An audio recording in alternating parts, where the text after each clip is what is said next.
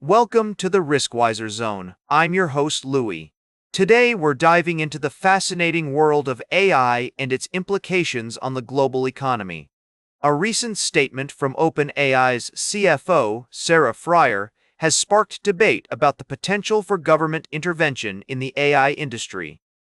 During an appearance at the Wall Street Journal's Tech Live event, Frier mentioned that she expects the federal government to provide a backstop to guarantee the company's ability to finance its rapidly expanding infrastructure of data centers. This statement was quickly followed by a clarification from Frier, who claimed that her words were misinterpreted and that she actually meant to emphasize the importance of American strength in technology through private sector and government collaboration. Similarly, OpenAI's CEO, Sam Altman, also clarified his own comments on the topic, stating that the company does not want or need government guarantees for its data centers. However, the question remains, what would happen if OpenAI were to face financial difficulties? Would the government step in to provide support, or would the company be left to fend for itself? David Sachs, the AI czar appointed by Donald Trump, has weighed in on the issue, stating that there will be no federal bailout for AI companies. Instead, Sachs emphasized the need for streamlined permitting and power generation processes to facilitate rapid infrastructure build-out without increasing residential electricity rates. As we navigate this complex and rapidly evolving landscape, it's essential to consider the potential risks and consequences of government intervention in the AI industry. On one hand, providing support to companies like OpenAI could help drive innovation and economic growth. On the other hand, it could also create moral hazards and undermine the principles of free market competition. We'll be keeping a close eye on this story as it unfolds and exploring the implications for investors and the broader economy. We'll be right back with more from the world of stocks and finance on the Riskwiser Zone. Welcome back to the Riskwiser Zone.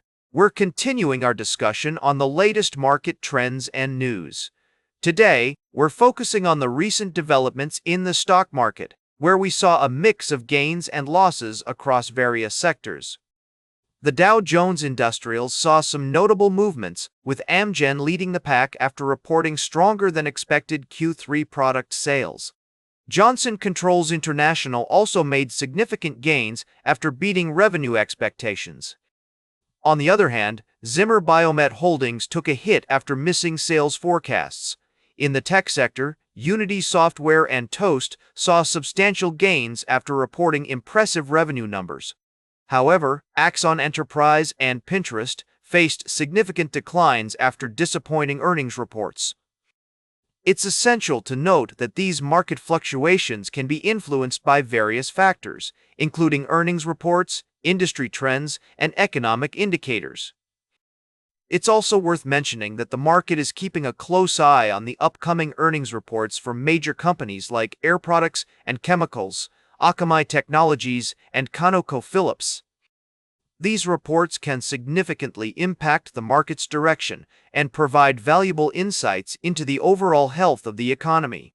As we navigate these complex market dynamics, it's crucial to remain informed and adapt to changing circumstances. We'll continue to monitor these developments and provide you with timely updates and analysis. Welcome back to the Riskwiser Zone. Today, we've been exploring the world of options trading, and I'd like to leave you with a thought-provoking article that highlights the high-risk, high-reward nature of ultra-short-term options, particularly those with 0 days to expiration, or 0 DTE.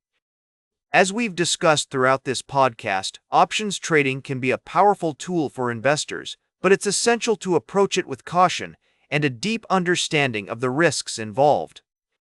The article we're about to summarize illustrates the potential benefits and drawbacks of ODTE options, which have become increasingly popular among traders seeking concentrated exposure to market events.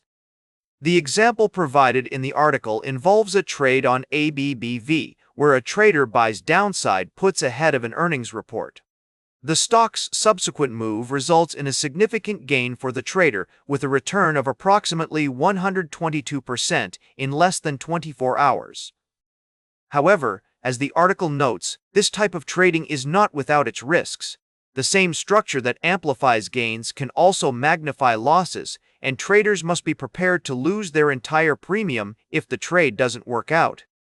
One of the key takeaways from this article is the importance of timing, discipline, and conviction when trading 0DTE options. These contracts compress an entire opportunity into a narrow window, making it essential for traders to have a clear plan and a comprehensive understanding of risk. As the article suggests, selling short-term options can be even more challenging, particularly for retail traders, and is generally not recommended.